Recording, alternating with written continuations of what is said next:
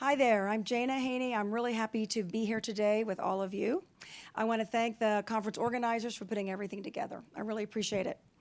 I want to just start out by talking very briefly about what we're going to be doing here today. And it is an interactive session, which means at some point I will ask you to get up and move around a bit, but I will guide you through it. I'm actually going to be sharing a number of tools and skills with you today. Some of you are going to wish I was going slower because you're going to want to absorb the experience and really enjoy it. But the reality is I either had to decide if I was going to talk or do, and I decided to do. So with that being said, we're going to practice coping skills and tools that are proven to be very effective in helping folks to manage regulation and to manage their emotions. We're going to learn how to do these skills on your own. We're going to do them together. And the goal here is for you to find one or two that you like. So you might like one, but not the other four, or you might like three, but not the other two. It doesn't matter which ones you like or don't like. The goal is to figure out which ones will work for you. I see out here today that some of you are practitioners, and so these are skills that you can use with your clients. These are skills you can use for yourself. So, and like anything else, it's a practice. The more you do it, the better you get at it. It's kind of like yoga is what I usually say, because that's what people assume is like a practice. So I do want to give a safety warning, especially to those at home, that because we all have different experiences, we all have different perspectives, and we're all in a different place in this moment. Any of these, although they're designed to assist you in regulating, may not. It may actually dysregulate you. So if you find yourself feeling upset or anything like that, just stop and pause and do some breathing and come back to it. But please make sure you've got some support from someone that's around you in case you get really dysregulated. It would be unlikely, but it's always possible. So we want to first talk about, I only have a couple of slides where I'm talking, but the first one is emotions or energy, hence the word emotion. And so emotions are not facts, they're simply feelings, but they give us information. They're messengers about what's going on in our internal self. And like many systems, they go up and down all day long. Our big goal with emotions is the window of tolerance, the idea that your ability to feel and think at the same time. This is Dan Siegel, you're probably familiar with him. So this is your goal, is to stay in the window. So one of the things that I love to do is tactile interventions. I use this with the families I work with, the children I work with. And I actually brought some here today. I have a number of these to give out if you would like to take some. And there's something about working with our hands. It reduces anxiety, it reduces tension, and creates a bit of calming. So in all the sessions I do with families, we always have something we're doing with our hands. So the first one we're going to do today is called I Am Here Now. And before we do it, I'm just going to explain around mindfulness. So we have this idea that mindfulness is only valid if it's meditation, if you don't talk for 48 hours, if you are umming and ohming for 10 minutes or 20 minutes or an hour. I am much more of an active person, and so for me, that doesn't work for me. I am good at staying in the moment, but I do it in different ways. So we talk here about staying in the present moment calms the communications between the amygdala and the hippocampus. So the amygdala is your fight, flight, or freeze response. The hippocampus are all your emotional memories. These two players are right next door to each other in the brain. And when we get escalated or kicked up, it's when we get flooded with emotions and memories. When we start thinking about the future and we get afraid, we get flooded with emotions and memories. So our goal in mindfulness is to stay in the present. And you can actively stay in the present by doing a lot of things you probably are already doing and you just didn't realize it was mindfulness. So planting in your garden, washing dishes, even just noticing the soap and the bubbles and the color of the plates and how it feels. Driving can be a form of mindfulness. I have this very definite belief that my husband loves to drive, in part because he has to be focused on one thing. And so we want to be able to utilize different forms of active meditation as opposed to always thinking, or mindfulness, as opposed to always thinking. We have to be quiet and be still.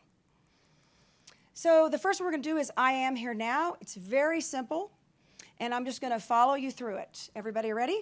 Take a minute, get comfortable. And you do not have to close your eyes. You can look down or you can look ahead. But all we're going to do is we're going to breathe in and say in our mind, I, and breathe out am, and breathe in, here, and breathe out, now. And let's try it one more time.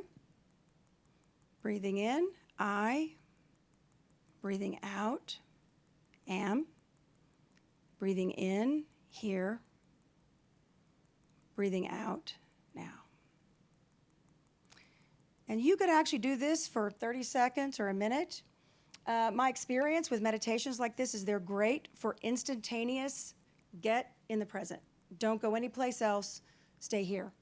They're also great because you can do them when you're at the dinner table or when you're around with a group of friends or colleagues. It doesn't require you to do anything other than to say the words to yourself and to breathe in and out. So the other piece about the window of tolerance is the goal of emotional regulation is to manage early. So we talk about the window of tolerance, and so when you're in the window, it's like a green. It's a go. Everything feels good, you feel good, you're happy, or you're satisfied, you're content, you're doing well, you're managing. But then you might hit a yellow. Yellow is when you notice those feelings in your bodies, in your stomach, your heart, your chest. For some people, it's their neck, their shoulders. Some people clench their hands. All of these are yellow. And the goal is to not get to red. The problem with red is we're out of the window of tolerance and we are no longer thinking. We're not even using our thinking brain. We are simply all amygdala. It's like letting a child drive your car. You would not want your child to drive your car. You don't want the red light to run your life. So the goal is to pay attention to what happens to you when you start feeling uncomfortable. So the slightest moment at which this happens, this is when you want to start using these different tools. So pay attention to what happens in your body and get good at figuring out the moment at which you start feeling anxious. And at any point you can do it. You can certainly come down when you're a red, but it's much harder. So the next meditation we're going to do is a loving kindness meditation, and I am going to give you resources at the end and a link to go to them, and this meditation is in there. For most people, this is a great meditation, and so we're going to do the first set of it. The second of it, it actually does may I, may you, may all, but today we're just going to do the first one as a way of just understanding it. This is a Buddhist meditation, and metta, M-E-T-T-A, stands for loving kindness or compassion. So we're going to say it together. You may say it out loud, or you may say it to yourself. May I be happy. May I be well. May I be safe. May I be peaceful and at ease. May I be at ease in my body, feeling the ground beneath me. May I be attentive and gentle toward my own discomfort and suffering. May I be attentive and grateful for my own joy and well-being. May I move toward others freely and with openness. May I receive others with compassion and understanding.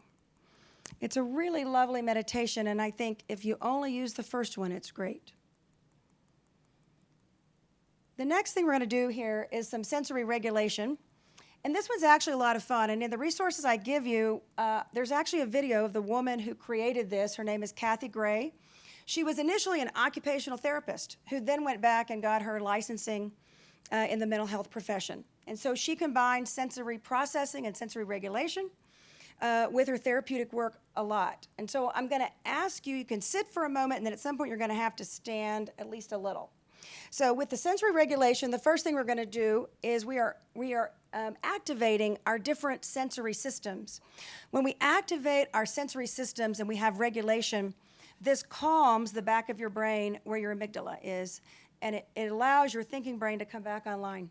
And I love to do this when in therapeutic work because it's active, and I like active. So I'm going to come out to the front of you, and the first thing we're going to do is we're going to wake our tactile systems. And what you do, and Kathy in the video that will be on the resources, she actually uses like a dry brush. But we're just going to use our hands because it's easy to do that. And you're going to take your hands out like this, and you're going to brush all the way up and down your arms, on both sides, up and down your arms. And then you're going to lean over and do your legs, all the way down and up, and all the way down and up. You can also do like your back, whatever it takes. But you can kind of notice it kind of wakes you up a bit, and it feels, for the most part, pretty good. The second system we're going to awaken is the one involving your joints, your muscles, and your ligaments. The way that we do this is to compress them. So the first thing we're going to do is use our arms and awaken those joints, muscles, and ligaments. And you can do this by doing a push-up. Now, if you've got families you work with, or if you've got kids yourself, you can say, drop down and give me 20, or drop down and give me 10, and you can do it with them. But what we can do here is something very simple. So you can lean forward with your hands and lean against the desk, or you can stand up and lean against a chair. You're going to do 10 of these kind of arm push-ups, whatever works.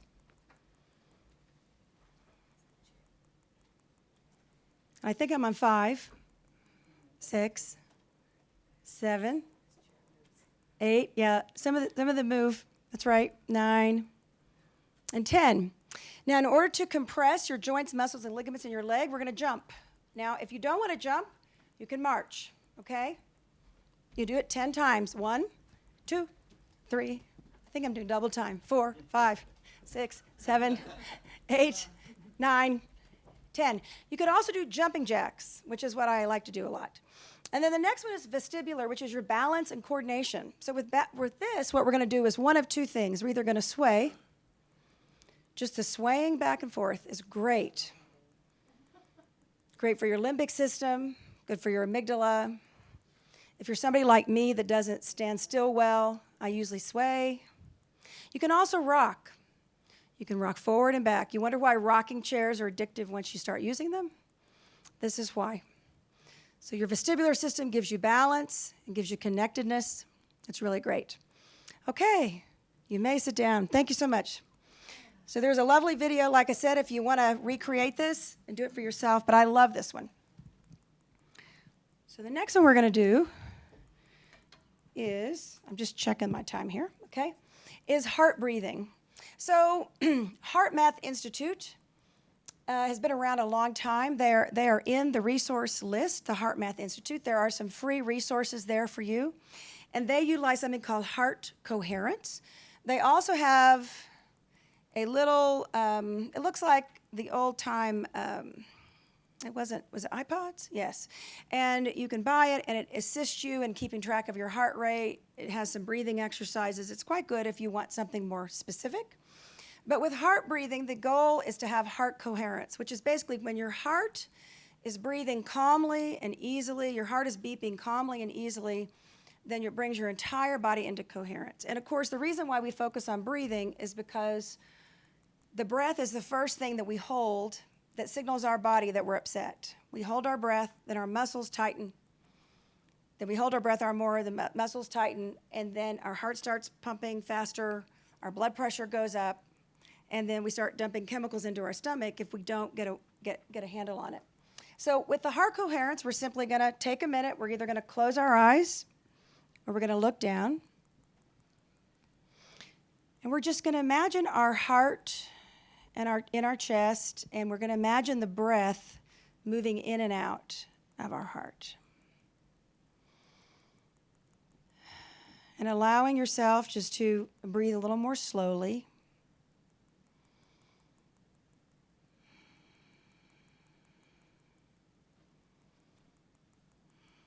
And a goal here is 4 to 6 breaths in and holding it for a bit, and 4 to 6 breaths out.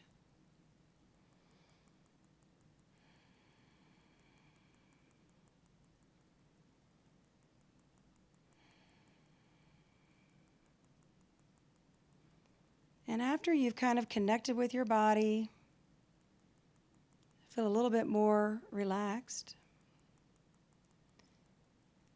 then I'd like for you to think about something really small that you are thankful for. It can be the rain we had today, it can be the sunshine, it can be the clouds, it can be the snow, it can be the trees, flowers, something small. It can be the sheets having clean sheets on your bed. And as you think about that, just have that feeling of gratitude and allow it to just also move through your body. And enjoy the moment.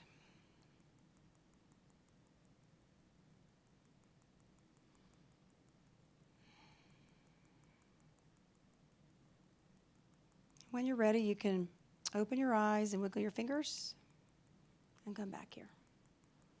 So once again, there's some people I know that could do that for an hour. Not me. Good for a few minutes. What I will say is I did this experiment where I have a Fitbit, and I have done some of these breathing exercises that we're talking about here, and my heart rate will literally go down 20 to 30 beats in a minute. And so sometimes when I'm working with families, I'll let them all put on my Fitbit to see where their heart rate is. And then we do an exercise like this for maybe a minute, and then I have them check their heart rate again. So it's like scientific proof this works, this helps. And they go, oh, they believe you.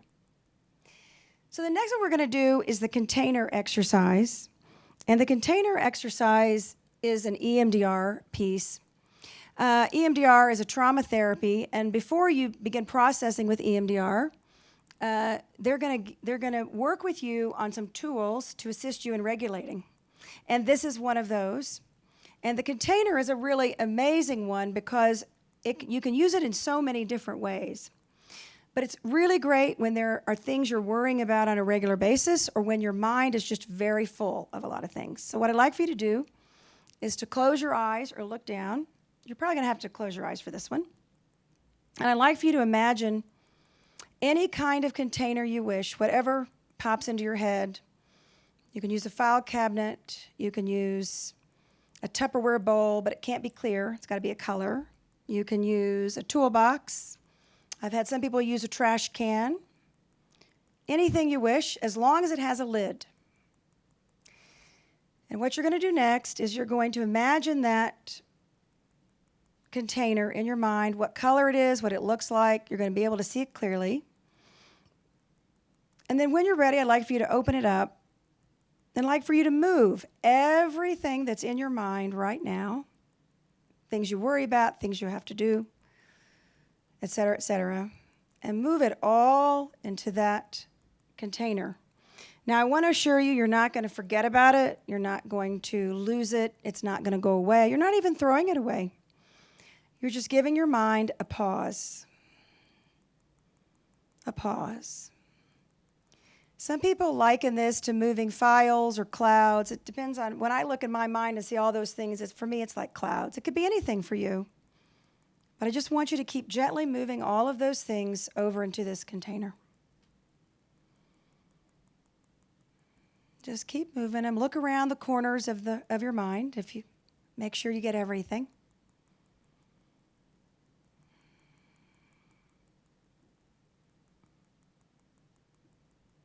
And when you're ready, and you've moved everything over there, I want you to put the lid on it. Close it up.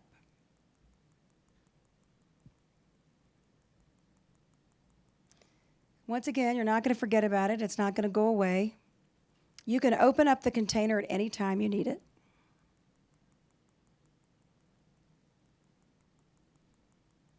And when you're ready, you can open your eyes. Feels kind of nice, huh? Some people are like, oh, I didn't get everything. It's like, that's okay. You got some of it. You got some of it. The tendency is going to be to keep bringing those things back out. So as you move throughout the day, if you start having those thoughts come back in that are bothering you or that are creating craziness in your head, open up the container, put them back in, close it back up, push it to the back of your brain. So this is a practice just like yoga, again. Some people use containers for very specific things. Some people use them for work. Some people use them for a person. Some people use them for a specific worry. The containers could be used in lots of different ways. It's about compartmentalizing, focusing on the here and now, and leaving those other things behind you. So I'm going to talk for just a second about resources. And in the resources, this is the link that you're going to go to. And if you can write this down or take a picture of it, that'd be great. It's bit.ly/Haney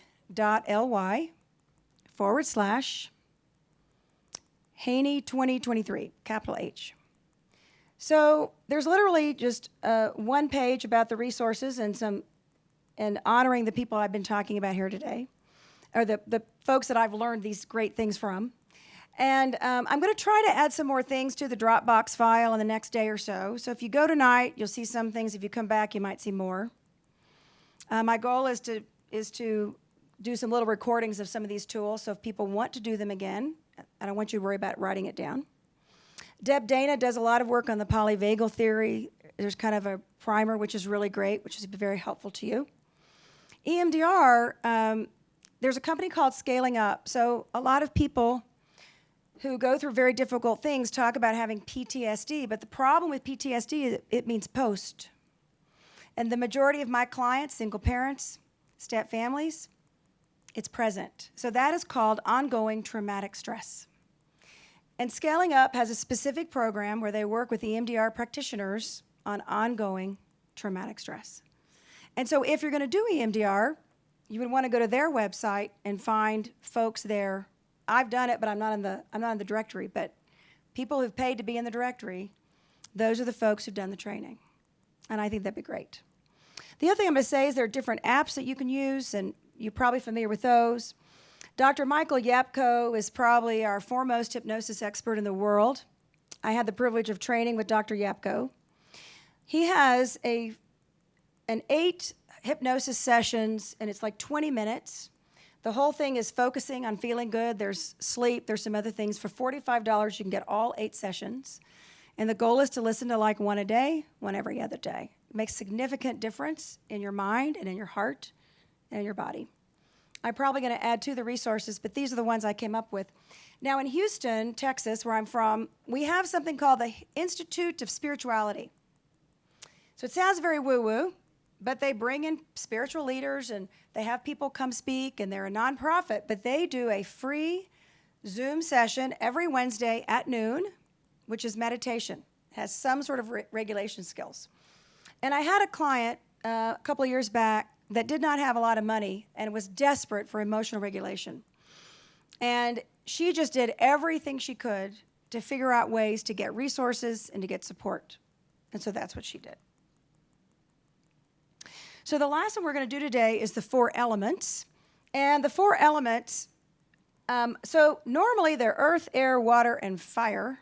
But we're going to do earth, air, water, and light. And these are by Ana Gomez, who is one of the foremost EMDR experts in the world, does a lot of work with families and children, does a lot of training. I've done a number of trainings with her on parents and attachment. And this is what she came up with, and it's beautiful. And I want to encourage you to, I'm going to write down a little bit of this and some of the resources afterward. So the first thing we're going to do is I'm going to have you, the earth is about grounding. So we're going to take a minute, and I'm going to allow you just to, I'm going to encourage you to imagine your chair that's supporting you, the floor that's supporting your chair. When I work with young children, I say, imagine you're a tree. The floor is the ground, but this is the grounding, the earth. And just allowing your chair to support you. And noticing how that feels, noticing what it feels like in your body. Another part of grounding is noticing what's happening around you. So I want you to look up and notice 3 things in this room. Sometimes I'll have people tell me the 3 things they're noticing, sometimes not. The next thing I'd like for you to do is think about what you hear besides my voice. I think I hear the air conditioner. Maybe hear the wind if you look at that tree. So that's the grounding piece of the earth. Next, we're going to move to the air. And the air, as you might have guessed, it is about breathing. We're going to breathe in for 4, hold for 2, breathe out for 4. Just taking in air. So breathe in, 1, 2, 3, 4. Hold for 2, 1, 2. And breathe out. 1, 2, 3, 4. Let's do it one more time. Breathing in, 2, 3, 4. Hold, 1, 2, and breathe out. 1, 2, 3, 4.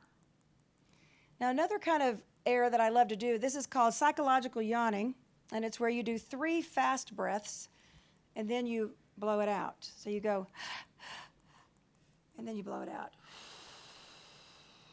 Then we're going to do it again. and blow it out. I actually like that one sometimes, especially if I'm already a little upset or a little frustrated. It's actually easier to breathe in faster than slower. And we want you to encourage you to do a lot of yawning as well if you wish. Yawning is great for you. Yep. So the next one is water. And so the goal here is to make water. So that sounds a little strange, but when you are tense and stressed, you will have dry mouth. And that's just one of the ways our body gives us information about how we feel. So you want to be able to make water in your mouth, generate saliva in some way. So you can initially just think about a lemon or a lime, something sour. I think of Sour Patch Kids because I could never do those. You can get a drink of water. I actually brought some mints I'm going to leave here with you guys today so you can enjoy them the rest of the time. The other thing you can do is you take both of your hands behind your ears, right here at the back. You can massage that on both sides. And that will allow you to create some saliva. And it will tell your body everything's okay. So the next one is light. And with light, we're going to do it a little differently. So light is about a safe, happy, special, or calm place. So there are some people that don't feel safe. So safe isn't a good word for them. Or sometimes you don't feel calm, but you still want to go there. So you pick your word for what it is. And I'm going to ask you guys, would you help me with this? To take a piece of construction paper. And here are some crayons. Yeah, it doesn't matter. Just one sheet for each person, and then have them pick a crayon. This is easy peasy. Doesn't take long.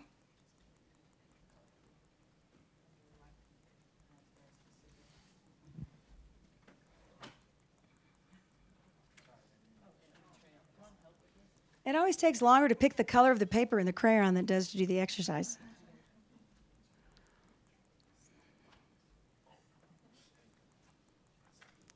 I have lots of construction paper if you'd like some.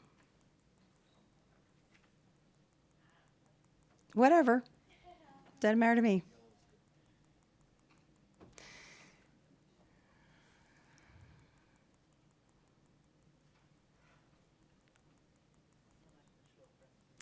So what I want you to begin doing, even as Michelle is helping me and passing these out, is I want you to begin to think about a place where you can go in your mind that feels calm or special or happy. So a lot of people choose the beach. Some people choose, I've had people choose, I had this one person who chose remember this is your mind, so you can go anywhere. She chose a queen-size bed in a canoe in the middle of a very safe ocean, whatever that meant. I have children pick things like the best decked out video playing room in the world. I've had other people imagine kind of a spa room. I had one guy who loved cars, and his calm place or special place was driving in the front seat of this decked out car. I think it was a Maserati, I don't remember. Now, that was his place. So it doesn't matter which one you pick, but we do like nature because there's a lot of sounds and everything. But pick your place, and you can always change your place. This is just for this moment, for today, for this exercise. So pick a place. What I'd like for you to begin doing is thinking about what this place looks like. So I'd like for you to imagine it as clear as you can. As clear as you can. What does it look like? What color is it? What's going on? Are you sitting or standing? Then I'd like for you to think about the other senses in this place. So what do you hear? What do you hear? If you're on the beach, you hear the seagulls, you hear the wind, you hear the waves. Wherever you are, what do you hear? And what do you smell? If you're on the beach, you smell the salt. You smell the water. You might smell food. What do you smell? And the next one is, what do you feel on your skin where you are? Do you feel the sun? Do you feel the air conditioner? Do you feel the leaves? Do you feel the wind? What do you feel on your skin? So you just want to get that picture as clear as it can be. And then I invite you to go there in your mind, to see and hear and feel what that's like. And as you bring all those together, to allow that to move into your body so that you take it on and take it in. And once you have a clear picture, and if you wish, you do not have to, you can then draw a word or a symbol, or if you're multi-talented, unlike me, when it comes to art, you can actually draw the scene pretty quickly, pretty simply.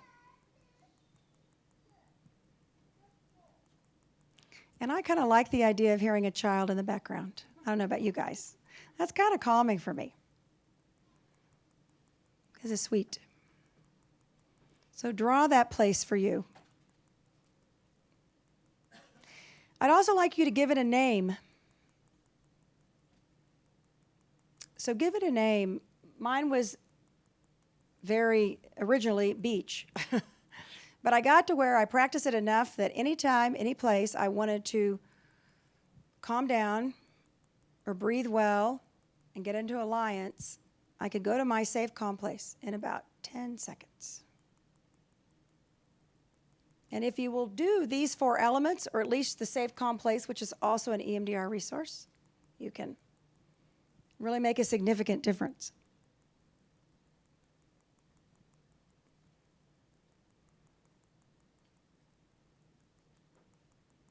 And I'm going to give you just a minute or two to draw if you wish, and then we're going to do one more thing related to this exercise.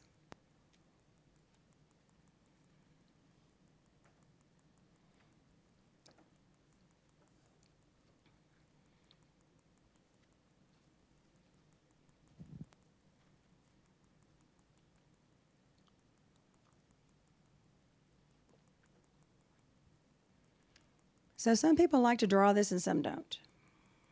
Doesn't matter.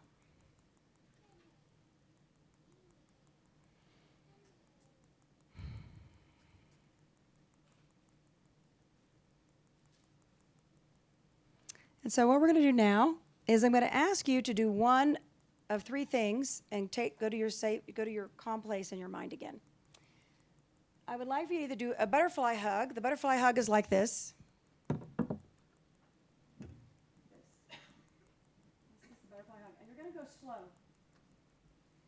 So when you go fast, it activates your mind in a way we don't want it to. And go slow and deliberate. And this allows it to go to a gut level. Or you can do gorilla taps, which are like this. This is my favorite. Slow.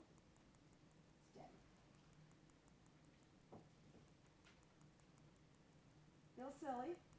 Nobody's looking at you but me. Or marching. So literally, marching in place in a slow way is the same thing. As long as it's something that both sides of your body are involved in. So now I want you to look at your safe, calm place that you've drawn, or bring it up in your mind, and do one of those 3 things, slowly.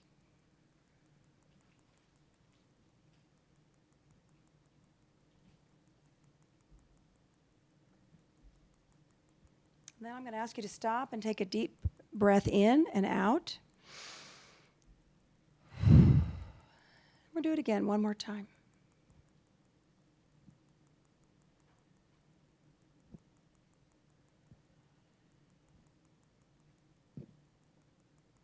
And once again, take a deep breath in and out. So you can easily do that. And once again, the taps, the hugs, the marching help to move it into your body in an easier way. So I believe that is all for today. Does anybody have any questions? Anybody have any questions? And if you don't, it's okay. Because my goal here was really not to talk about a lot of things. My goal here was just to have you do it. Yes? Well, I just want to make a comment that, so I'm a therapist, and when I anticipate having difficult clients, I need to emotionally regulate before. And so if we have hard situations, we have to testify in court, like these things might seem silly, but it's like get in touch with your body, Right. get yourself centered, and your brain works better. Exactly. So what you're doing is you're getting your thinking brain online when you're doing this. You're getting your sensory regulation online. And once again, you don't have to do all of them. Pick one of them that you like. Try it out for a week. See how it works. Pick another one. Try that one out for a week. See how that one works. Or maybe there's just one you just loved and go there. But do find resources for that. And once again, I think everybody's got the link. And if you don't, I'm sure that somehow the PASG will send it to you again. The last thing is I do have some tactile things that I actually bought some to give away. So I will bring them all out. And then I have mints and I have gum, because the other thing that happens is one of the things about chewing and drinking really help with reducing tension and anxiety, as well as the tactile stuff. So I'm going to leave some of those for you. So, yes. I actually have a client who sits with his kid in session, and they play a game. They play the oldest game called Go.